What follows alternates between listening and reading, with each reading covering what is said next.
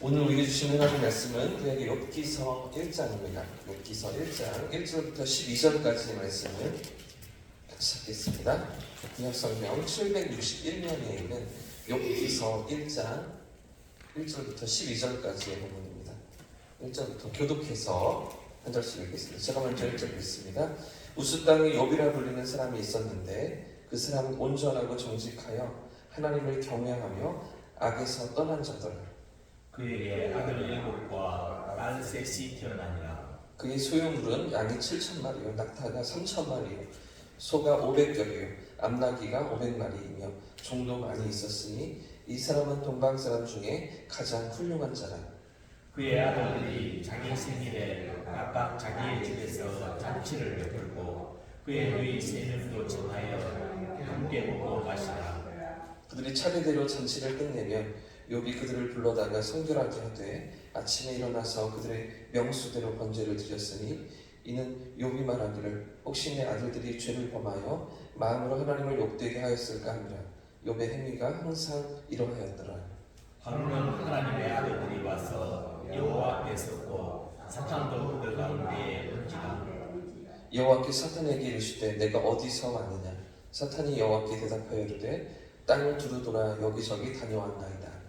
여호와께서 사탄에게 이르시되 내가 내 종 욥을 주의하여 보았느냐. 그와 같이 온전하고 정직하여 하나님을 경외하며 악에서 떠난 자는 세상에 없느니라. 사탄이 여호와께 대답하여 이르되 욥이 어찌 까닭 없이 하나님을 경외하리이까.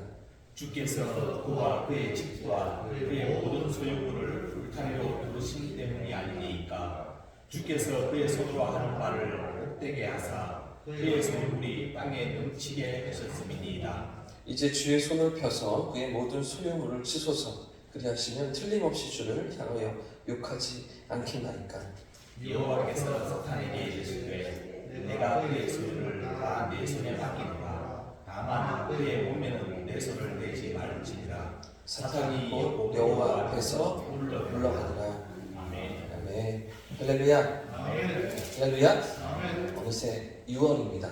6월에도 우리의 발걸음을 하나님께서 선한 길로 인도하실 줄 믿습니다. 오늘부터 우리가 욥기서를 시작하게 되서 다음 주까지 통독하게 되는데요. 방금 우리가 읽은 1장은 우스 땅에 살고 있는 욥이라는 사람을 소개하면서 시작하고 있습니다. 그는 외적으로나 내적으로 거의 완벽한 사람이라고 할 수 있을 것 같죠. 방금 읽으신 내용만 봐도 그렇죠? 아주 훌륭한 사람이었다. 성경에 평가하지 않습니까? 본문이 기록하는 욥에 대해서 간단히 정리해보면 이렇게 정리할 수 있을 것 같습니다. 1절에 보시면 온전하고 정직하여 하나님을 경외하는 사람이었다. 악에서 떠난 사람이었다. 대단하죠. 자, 2절에도 보시면 7남 3녀를 두었는데 또 이어지는 3절에 아주 부자이기도 했습니다. 양이 7,000마리, 낙타가 3,000마리, 소가 500쌍, 암나귀가 500마리였을 정도로 그 정도로 부자였고 또 종도 아주 많이 있었다. 그런 욥이었다라고 성절이 표현하죠.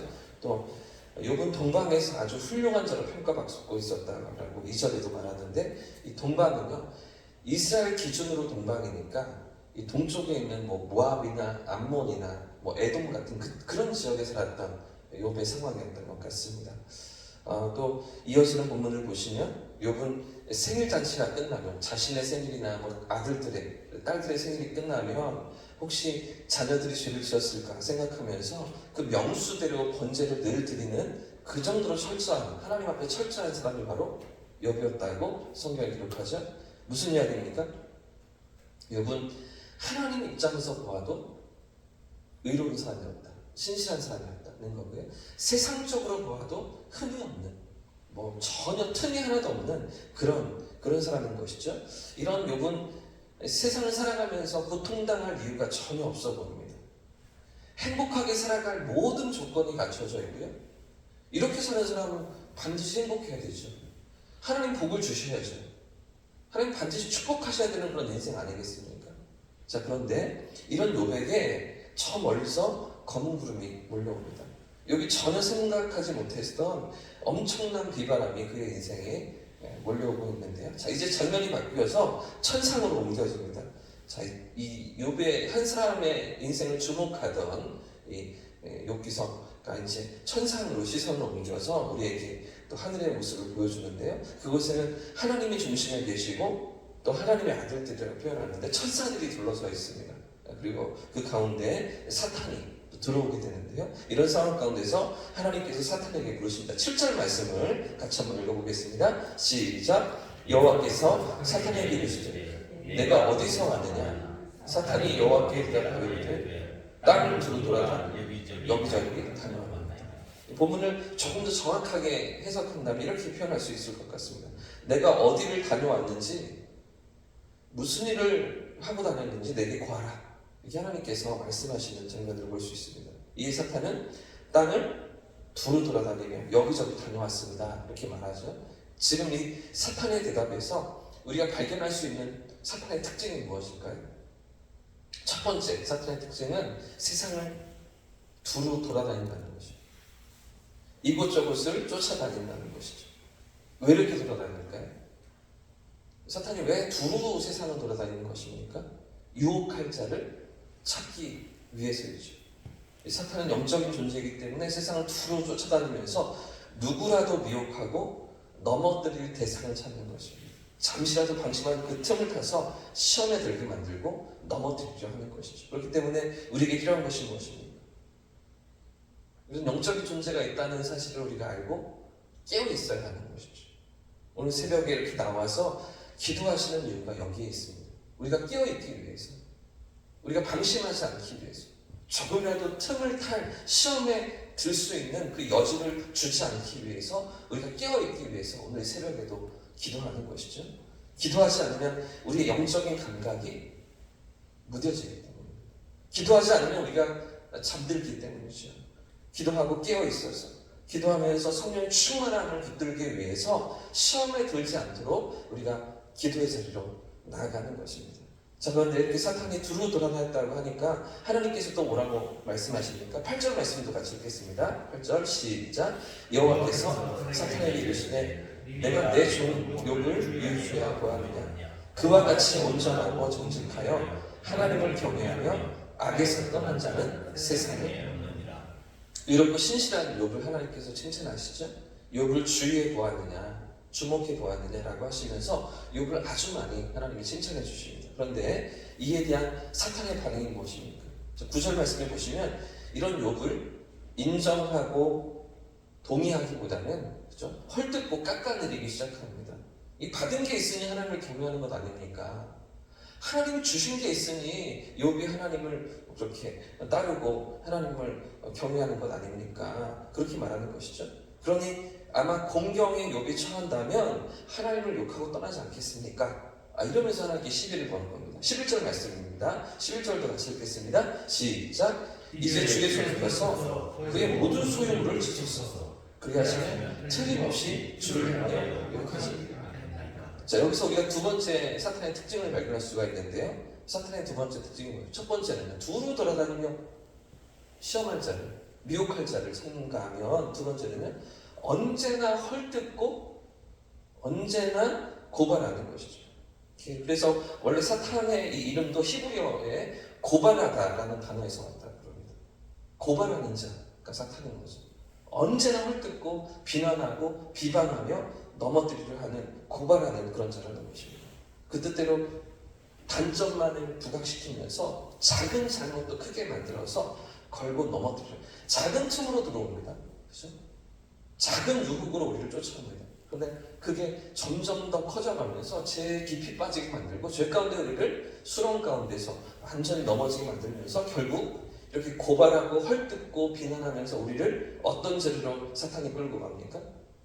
결국에는 그 작은 죄가 하나님과의 틈을 만들어내고요. 결국 하나님과의 단절로 우리를 이끌어내는 거죠.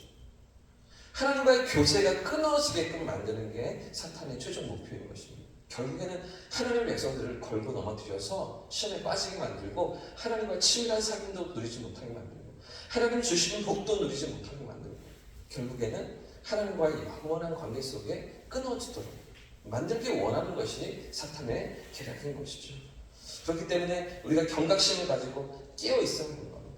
기도의 자리를 나아가야 하는 겁니다.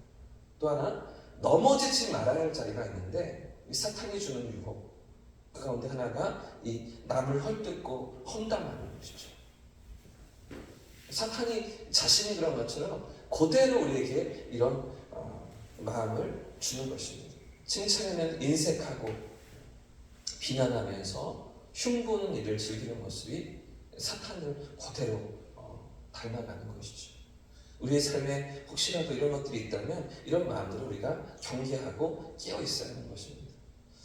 어쩌면 하나님의 교회는, 하나님의 공동체는 사랑으로 서로를 낮게 여기고 서로를 존중하고 높여주면서 함께 세워가는 공동체인데, 그런 공동체 하나됨을 깨트리기 위해서 그렇죠? 분열을 만들고 또 당직기를 하게 만들고 서로를 비난하며 흉보게 만드는 그 모든 사탄의 유혹 가운데서 우리가 깨어 있어야 하는 것입니다. 오늘 우리의 삶이 이런 은혜의 자리로 나아가시길 축복합니다.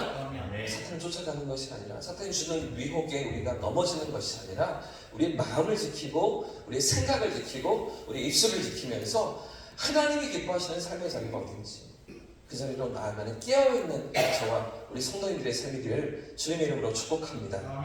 이렇게 미혹하고 이렇게 넘어뜨리려 하는, 고발하는 사탄 앞에서 하나님은 이 욥의 이 믿음을 시험해 볼 수 있는 기회를 허락하시죠. 그 고난을 하나님께서 허용하십니다.